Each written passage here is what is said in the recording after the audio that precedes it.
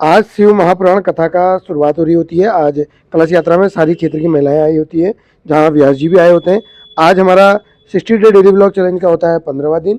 हम सीधे मॉर्निंग में जल्दी से चले जाते हैं जिम को, जहाँ जिम में हल्की हल्की बारिश भी आ रही होती है, जहाँ बबलू भी कार से आया होता है आज।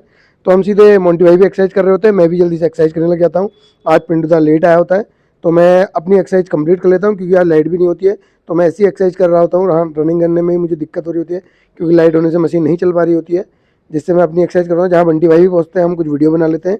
उसके बाद मैं आ जाता हूँ वापसी घर को।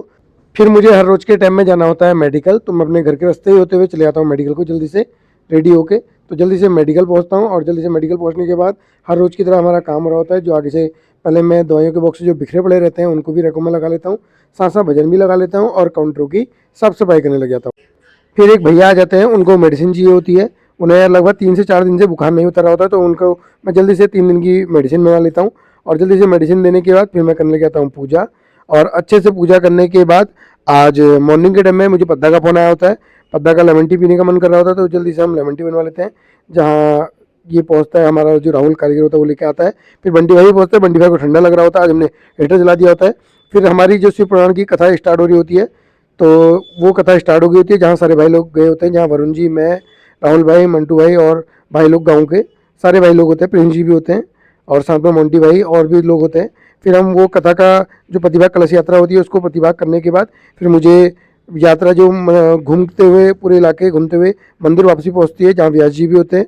तो वापसी हम पहुँचते हैं, उसके बाद जहाँ देखते हैं प्रिंस जी के अंकल जी दोस्त बन गए होते हैं नए।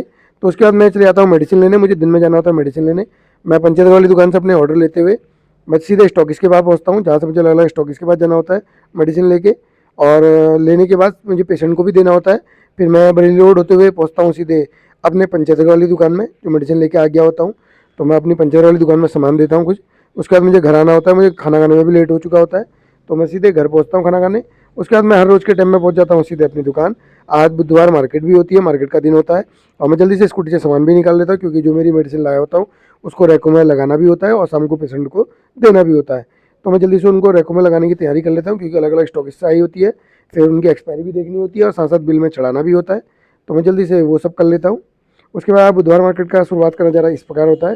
फिर बंटी भाई चिकन सूप मंगा लेते हैं कुछ, और जहाँ शाम के समय पिंटू था, राहुल भी आ गए थे, लेकिन शाम को पूरी मार्केट खचाखच भर गई होती है यहाँ की।